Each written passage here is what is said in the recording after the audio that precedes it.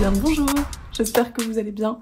Je suis, comme toujours, et j'ai l'impression à jamais, à la bourre de mes dernières lectures. Je vous l'ai dit à l'occasion de mon bilan du mois de la fantaisie, qui était à la bourre aussi d'ailleurs, qu'il me restait quelques lectures à vous présenter pour le mois de mai, pour l'avoir enfin terminé, clôturé, et passer au mois de juin, fin juillet, ce serait pas mal. Bref, c'est donc ce dont je vais vous parler aujourd'hui. Comme depuis quelques temps, pour être un petit peu plus efficace et espérer rattraper mon retard un petit peu plus rapidement, j'ai 6 livres à vous présenter et je vous propose qu'on commence tout de suite. Et on va commencer par une suite de saga avec le tome 2 des 7 sœurs de Lucinda Riley, La sœur de la tempête, aux éditions du livre de poche qui m'avait été offert à Noël. Comme le premier tome, je l'ai écouté en livre audio. J'apprécie plutôt les lectrices de cette saga, en tout cas pour l'instant, pour les 2 tomes que j'ai lus. C'était 2 lectrices différentes, il me semble.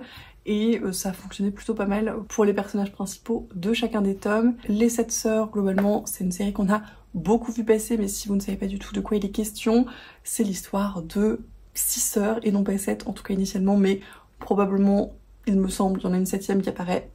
Bref, pour l'instant il y en a 6 qui sont orphelines, qui ont été recueillies par un riche monsieur suisse un peu étrange qui allait les chercher aux 4 coins de la planète, qui les a élevées, elles ont grandi ensemble, elles sont sœurs à ce niveau-là.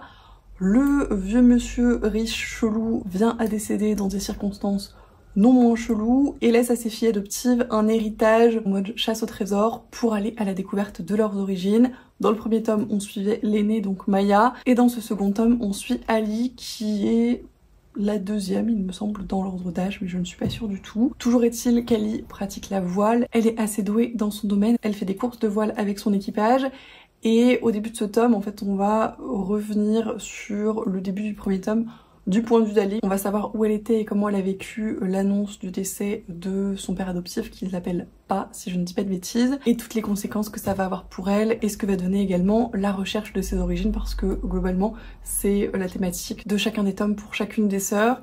J'ai bien apprécié le contexte de voile, de course, j'ai trouvé que c'était plutôt bien fait, et le personnage d'Ali était initialement plutôt sympathique. Même si, et c'est ce que je reprochais déjà au premier tome, et je pense que ça va être pour moi un des gros défauts de la saga, je ne supporte pas les personnages masculins, je ne supporte pas leur relation avec les personnages féminins. La première relation passait encore, même s'il y avait quelques réflexions qui pour moi étaient très limites et très peu modernes globalement, soit. En revanche, la relation qui intervient dans le passé, puisque comme le premier tome, on va être sur une alternance d'époque contemporaine autour de 2009 il me semble, et du passé. Alors je sais plus exactement, il me semble que c'est le 19e siècle, mais je n'en jurerai pas du tout, ça fait un moment que je l'ai lu, et vraiment la relation du 19e siècle est scandaleuse. Je n'ai pas les mots pour ça, il y a un moment où ça romantise le harcèlement, très clairement. Il y a toujours ce cliché pour la relation du passé de la jeune fille belle, délicate, pure, tout ce que vous voulez, pas comme les autres filles alors qu'elle se trouve extrêmement laide, mais tous les personnages masculins du récit lui font des propositions, la demandent en mariage, donc a priori, elle est pas si laide que ça. Tous les personnages masculins, qu'ils soient contemporains ou anciens, m'ont fait lever les yeux au ciel. Il y en a un à la toute fin qui était à peu près correct, il me semble, mais c'est à peu près tout. Encore une fois, j'ai apprécié le contexte, comme je le disais, de la voile initialement, et puis dans la deuxième chronologie, le contexte de la Norvège au 19e siècle, il me semble, encore une fois, dans le monde de la musique, puisque le personnage principal féminin de cette chronologie est une chanteuse émérite, et on va la voir évoluer dans ce contexte-là, avec notamment la création et la mise en place d'un concert que j'ai trouvé pour le coup très intéressant. En termes de narration, ça s'enchaîne assez facilement, surtout en livre audio.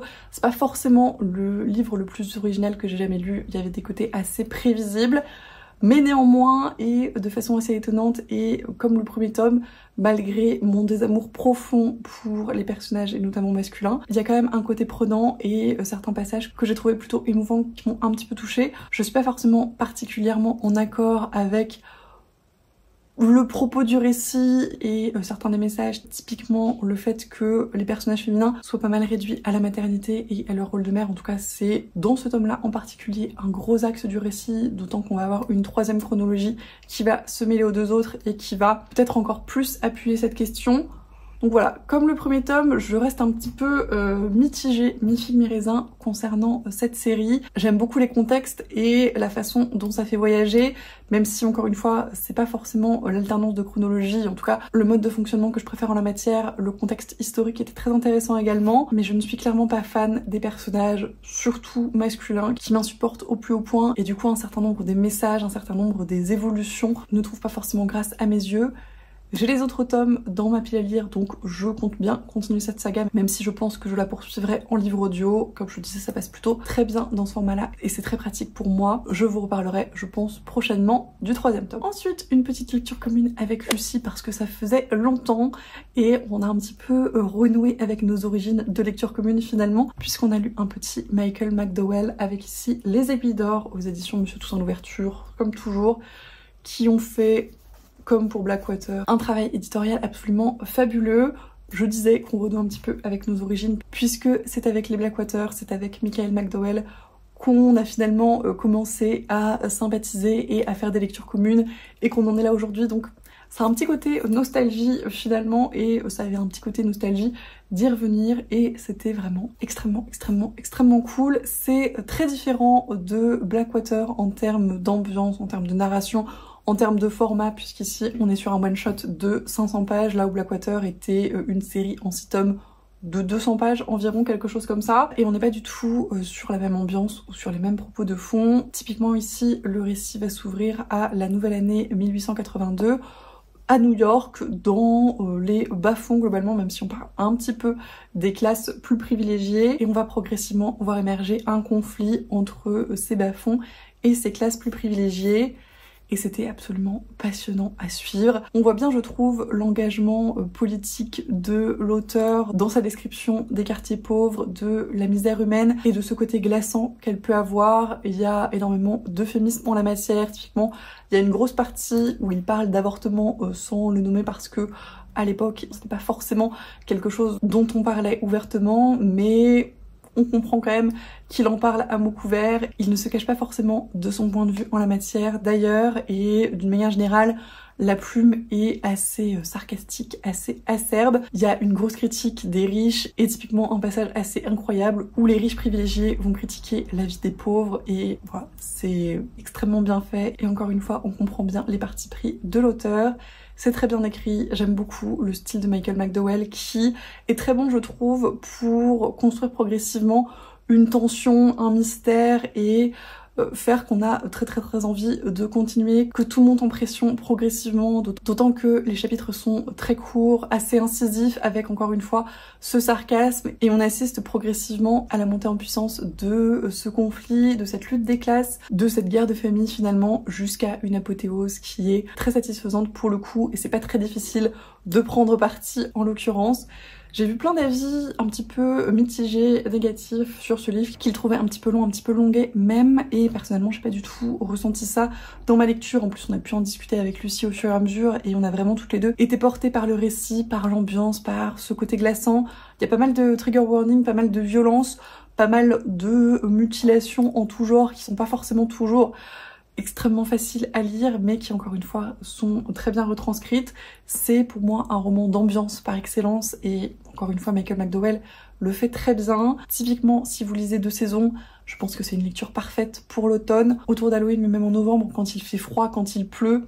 C'est typiquement le genre d'ambiance du récit, et je pense que ça peut très bien fonctionner pour ces occasions. En tout cas, c'était encore une réussite pour moi avec ce roman de l'auteur qui est gentiment en train de devenir un de mes incontournables. J'ai très hâte de découvrir Katie, qui est sa nouvelle réédition chez Monsieur Toussaint Louverture, qui est encore une fois absolument magnifique, qui a l'air d'être encore plus glauque et plus gore que les précédents. Il me tarde. Ensuite, j'ai enchaîné 2 petits livres de la collection Une heure lumière de Le Bélial, que pareil, j'apprécie de plus en plus et que je continue à découvrir avec un immense plaisir. Le premier étant L'homme qui mit fin à l'histoire de Ken Liu, aux éditions Le Bélial, donc dans la collection Une heure lumière, qui m'avait été très bien vendu par Lucie, je crois qu'elle en avait parlé en fin d'année dernière, et elle m'avait donné très envie de le lire. Ici, on est dans un récit de science-fiction qui tend plutôt à de la hard SF à mon sens, même si je l'ai trouvé plutôt relativement accessible et abordable dans le genre. En gros, dans un futur proche, deux scientifiques ont trouvé une façon de voyager dans le temps et d'explorer le passé, sauf que cette technique en particulier est destructive puisqu'on ne peut retourner qu'une seule fois à un instant T précis, et à partir du moment où on est allé à ce moment particulier, on ne peut pas y retourner. Ce qui va poser un certain nombre de problématiques, notamment sur la question de légiférer sur le passé et de détruire ce dernier. Et ce d'autant plus que les scientifiques qui ont découvert cette technique l'ont fait avec un objectif en tête, celui de remettre un petit peu en lumière certains des événements de la Seconde Guerre mondiale, notamment concernant la Seconde Guerre sino-japonaise et l'unité 731. Qui a commis des crimes de guerre absolument affreux, qui n'ont à l'heure actuelle pas été adressés par les gouvernements. La question va alors se poser de faire voyager des historiens pour transmettre à propos de ces événements et pour les traiter de façon presque scientifique finalement, ou de faire voyager les familles et descendants des victimes pour que ceux-ci puissent réaliser ce que leur famille a vécu, qui est absolument horrible et extrêmement dur à lire, puisqu'on ne va pas nous épargner ces expériences en tant que lecteur. Il y a pas mal de trigger warning, très clairement. On va parler de vivisection, on va parler de viol, on va parler de tests biologiques sur des Chinois vivants avec tout ce que ça peut impliquer d'horrible. On va parler de traumatisme psychologique, on va parler de violence, on va parler d'enfermement, d'emprisonnement, enfin voilà. C'est extrêmement peu joyeux et très difficile à lire à plein de moments et à plus d'un titre, mais c'est à mon sens un livre qui est nécessaire, déjà parce que ça met en lumière ces événements que personnellement je ne connaissais pas du tout avant d'en entendre parler par Lucie et avant de lire ce livre à mon tour. Et pour moi c'est typiquement des parties de l'histoire qui méritent qu'on s'y penche, qu'on s'y attarde et qu'on se questionne à leur sujet sur comment on en a pu arriver là. Ce qui est très intéressant dans ce format également, c'est qu'il prend la forme d'un documentaire. On va suivre initialement les points de vue des scientifiques qui ont découvert ce voyage dans le temps. On va suivre aussi des points de vue de gens qui ont voyagé, mais on va également entendre des survivants de l'unité 731 qui parlent de comment ils en sont arrivés là et comment ils en sont venus à commettre ces atrocités. Et clairement, on se rend compte que parfois, ça tient un peu de choses, finalement, l'humanité et la décence, et avec l'effet de groupe, la pente peut être très vite affreusement glissante en l'occurrence. Ça pose un certain nombre de questions éthiques, comme je le disais, la question de légiférer sur le passé et de ce qu'on fait de ces criminels de guerre et de ce qu'on fait de ces questions-là d'une manière générale. C'est un livre qui est vraiment très important à mon sens. C'est de la science-fiction, c'est de l'anticipation, mais ça questionne sur notre passé, sur notre humanité d'une manière générale et sur les atrocités qu'est capable de commettre l'être humain tout simplement. Et à mon sens c'est important d'en avoir conscience. C'est une lecture difficile encore une fois, lisez-la en étant préparé, en ayant les capacités de faire face à tout ça, mais je ne peux que vous recommander cette lecture encore une fois qui à mon sens est extrêmement nécessaire. Toujours chez Le Bélial dans la collection Une heure lumière, mais sur une note résolument plus légère tout de même, même si on va encore une fois aborder certains sujets un petit peu plus durs. Le dernier des aînés de Adrian Tchaïkovski aux éditions Le Bélial, donc dans la collection Une heure lumière, vous l'aurez compris. Encore une excellente recommandation de Lucie et de Marion puisque c'est de la science-fiction et qu'elles m'ont donné toutes les deux très envie de le lire. C'est Cécilia de la chaîne Jurassic Jones qui me l'a extrêmement gentiment offert et j'ai mis un peu de temps à le lire parce qu'initialement le début du récit est un petit peu perturbant. J'ai dit que c'était de la science-fiction, on est presque plus dans de la science-fantasy ou en tout cas dans la frontière entre les deux. Le postulat de base, c'est que toute technologie suffisamment avancée peut faire figure, peut apparaître comme de la magie pour ceux qui ne la comprennent pas. Et ça va être typiquement un des gros axes du récit. On va suivre deux points de vue distincts, celui de Nir, qui est un anthropologue terrien qui a émigré sur une planète sur laquelle la Terre a fondé une colonie il y a un certain temps maintenant pour étudier ce que celle-ci est devenue et comment elle a évolué. Et le personnage de l'Inès qui appartient à la dite colonie, qui est une princesse dans celle-ci et qui veut sauver son peuple d'une menace mystérieuse et qui pour ce faire va rappeler au grand sage, au dernier des aînés, le serment qu'il avait fait à son ancêtre pour qu'il use de sa magie pour les protéger. Sauf que ce grand sage, ce grand mage, c'est Nir et en fait de magie, c'est de la technologie extrêmement avancée qu'il va utiliser. Le départ du récit, c'est donc cette quête, c'est ce voyage à la recherche de cette menace mystérieuse, mais ça va être l'occasion de traiter de sujets beaucoup plus profonds tels que la solitude, tels que la dépression, tels que l'anxiété, la santé mentale d'une manière générale, puisque le personnage de Nir est le dernier anthropologue terrien sur cette planète. Il vit isolé depuis extrêmement longtemps, d'autant plus qu'il a utilisé pas mal de cryogénisation, mise en sommeil pour pouvoir gagner du temps finalement et étudier cette civilisation à plein d'époques, sauf que maintenant il n'a absolument plus de nouvelles de la Terre, il est absolument tout seul, extrêmement isolé et c'est très compliqué à gérer pour lui. Bien évidemment, c'était un traitement extrêmement intéressant en termes de santé mentale et je trouve ça toujours absolument passionnant quand il en est question dans ce genre de récit. On va aussi aborder les différences culturelles, les évolutions de la culture, les traditions, la façon dont elles peuvent changer le point de vue des gens sur un certain nombre de choses, la traduction et ses limites, et comment un même événement peut être vu de façon très différente en fonction des gens, en fonction de leur culture, en fonction de leur passé.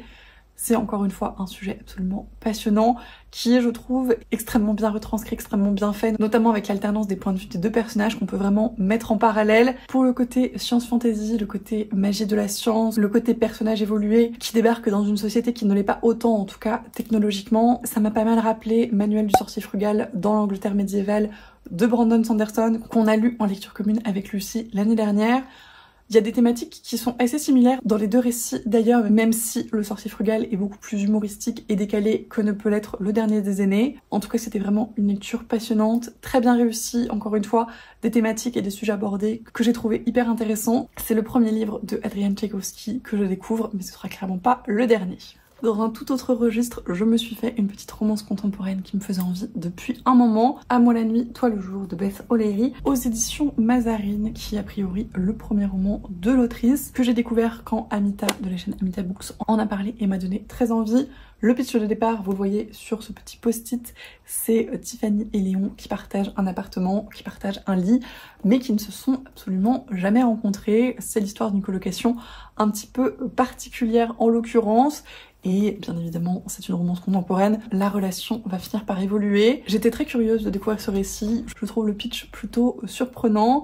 Et alors le début est un petit peu long à se mettre en place très honnêtement, après le livre fait quasiment 500 pages, donc pour une romance c'est un rythme un petit peu particulier, il y a une phase d'initiation qui prend bien son temps, mais qui n'était pas forcément désagréable en soi, et surtout pas inutile parce que ça permet de bien poser les deux personnages principaux, de poser le personnage de Tiffany qui se remet bon gré mal gré d'une relation toxique, d'une relation abusive et de tous les traumatismes que ça peut impliquer, et le personnage de Léon qui est dans une relation un petit peu étrange et qui est très préoccupé par son frère qui est en prison pour un crime qu'il n'a pas commis. Initialement donc les deux vont cohabiter sans jamais se rencontrer, sans jamais se croiser, c'est dans leur contrat de colocation si vous voulez, mais ils vont commencer progressivement à se laisser des petites notes post-it au fur et à mesure et à avoir une espèce d'échange épistolaire par ce biais. J'ai trouvé que c'était très mignon, que ça fonctionnait très bien. Je suis très fan globalement de ce trope de romance épistolaire moderne et j'ai trouvé que dans ce cadre-là, c'était très chouette. Comme la relation prend pas mal de temps à démarrer, on s'attarde pas mal sur le quotidien de chacun des protagonistes. Tiffany est éditrice dans le loisir créatif et est très exubérante, très haute en couleurs, mais extrêmement mignonne. Et Léon est infirmier en soins palliatifs, avec un côté beaucoup plus introverti, beaucoup plus renfermé. Et encore une fois, c'était hyper intéressant, hyper mignon de les voir apprendre à se connaître progressivement. J'ai eu un peu peur au début parce qu'il y avait un certain nombre de clichés dans les personnages et les relations, mais c'était vraiment juste l'initiation du récit à mon sens. Ça prend progressivement plus de profondeur et plus d'ampleur, et j'ai trouvé dans l'ensemble la relation très mignonne, très positive, très agréable à suivre. Il va y avoir quelques subplots qui vont mettre un petit peu de suspense dans le récit, typiquement la question de l'emprisonnement du frère de Léon, la question de l'ex toxique de Tiffany, et ça contrebalance bien le côté très doudou, le côté très mignon de la romance globalement. J'ai mis pas mal de temps à le lire, mais c'était la période où j'avais un rythme de lecture un petit peu anarchique. Cela étant dit, j'ai passé un très bon moment de lecture. Je pense que je me pencherai sur d'autres romans de l'autrice parce qu'encore une fois, c'est son premier et je crois qu'Amita Books disait que c'était pas forcément son meilleur. Je suis très curieuse en tout cas de continuer à découvrir ses romances et pareil, je pense que je vous en reparlerai sans faute. Et le dernier livre de cette vidéo était une lecture commune prévue dans notre Discord Partner in Books que j'ai fini à peu près 1500 ans après tout le monde parce que j'ai mis 1500 ans à le lire et c'est pas faute d'avoir apprécié ma lecture parce que très clairement ça a été un très beau coup de cœur pour ce récit. Plein ciel de Siècle Vaillant aux éditions Bragelonne dans la collection Big Bang qui est très joli. Je suis très fan de cet objet de livre. Je trouve qu'il colle parfaitement avec l'univers, avec le récit, avec l'histoire. que j'ai absolument adoré. C'est un univers et un récit qui est assez déroutant initialement, très mystérieux, un univers qui est pas sans rappeler la passe miroir par certains aspects, même si ça s'en détache assez vite. Il y a quelques petits éléments parfois qui viennent chatouiller et c'est plus sur l'espèce d'ambiance globale et d'impression générale que ça m'a laissé de relire la passe miroir, mais c'est plus dans le côté extrêmement positif de la chose, d'avoir été complètement embarqué dans un univers hyper novateur, hyper original, assez fou, avec une complexité, avec une cohérence interne, avec une réflexion hyper intéressante. Comme je le disais, le début très mystérieux et très intriguant. On va suivre le personnage d'Ivoire, qui est une petite main dans un atelier de couture où il fabrique les costumes de l'Opéra de Plein Ciel. Opéra qui a vraiment la place centrale dans cet univers puisque c'est lui qui fait marcher le monde très clairement. Chaque soir il y a une représentation et si la représentation ne se passe pas bien, de terribles catastrophes s'abattent sur le monde, donc il y a une certaine pression globalement et Ivoire essaye de faire profil bas mais elle va être repérée malgré tout par la maîtresse jouée de Plein Ciel et va se voir offrir une place à l'opéra qu'elle ne peut bien évidemment pas refuser. Elle va être parachutée dans cet univers au milieu des intrigues, au milieu de toutes les magouilles de cet opéra et on va la suivre avec énormément de plaisir. J'ai absolument adoré le personnage d'Ivoire que j'ai trouvé assez incroyable dès le départ mais également dans son évolution qui est hyper intéressante, hyper juste, hyper touchante et assez empouvoirante. C'est un mot qui n'existe pas. C'est un néologisme très moche mais vous avez compris l'idée. C'est un livre qui va aborder énormément de thématiques importantes, typiquement les questions de famille, de pression familiale et sociale, de critères de beauté et de critères sociaux d'une manière générale. Il y a, alors je sais pas si on peut vraiment appeler ça du racisme, parce que c'est pas forcément ce qui ressort dans cet univers, mais en tout cas, il y a des discriminations basées sur la couleur de peau des personnages et une forme de classisme en tout cas très clairement. On va parler de sujets assez lourds, on va parler de violence, on va parler d'abus de pouvoir, d'injustice. Il y a certaines scènes qui sont assez difficiles à lire en ce qui concerne notamment la torture, il y a des passages assez compliqués, quelques trigger warnings encore une fois, comme toujours faites attention à vous. Mais c'est extrêmement logique dans la façon dont c'est fait. C'est pas des scènes qui sont gratuites et ça s'intègre extrêmement logiquement finalement dans cet univers. Et ouais, j'ai été absolument transportée par ce récit, par ces personnages, par le tableau assez incroyable qu'a créé l'autrice, par tous les rebondissements, tous les retournements, toutes les péripéties et la fin que j'ai trouvée absolument formidable. J'ai adoré les relations, je les ai trouvées belles, je les ai trouvées mignonnes, je les ai trouvées poétiques. C'est un livre qui m'a fait sourire, c'est un livre qui m'a fait rire, c'est un livre qui m'a fait pleurer. C'est un livre que j'ai absolument adoré. Encore une fois, j'ai mis beaucoup de temps à lire parce que mon rythme de lecture était un petit peu anarchique, mais j'y retournais toujours avec énormément de plaisir et je me remettais instantanément dedans et j'étais à chaque fois transportée par le récit. Je ne peux que vous recommander extrêmement chaudement de découvrir Plein Ciel. On l'a vu pas mal tourner ces derniers temps, mais voilà, en matière de fantasy francophone, ça se pose là. C'était vraiment une grande réussite. Je découvrirai avec grand plaisir les autres récits de l'autrice et je ne manquerai pas de vous en reparler. Et voilà, c'en est tout pour ces dernières lectures. Merci d'avoir regardé cette vidéo jusqu'au bout si vous êtes encore là. Comme d'habitude, j'espère que ça vous a plu. N'hésitez pas à me dire si d'autres vous tentent, n'hésitez pas à me partager ce que vous lisez en ce moment. Je suis toujours très curieuse de vos retours. Si vous avez des recommandations à me faire, j'ai ratissé assez large en termes de genre pour cette vidéo, entre l'historique, le contemporain, la romance, la science-fiction, la fantasy. On est pas mal. Je vous remercie comme toujours pour tous vos commentaires, tous vos messages, tous vos retours, votre soutien d'une manière générale me fait extrêmement plaisir. Je vous souhaite bien évidemment d'excellentes lectures et je vous dis à la prochaine.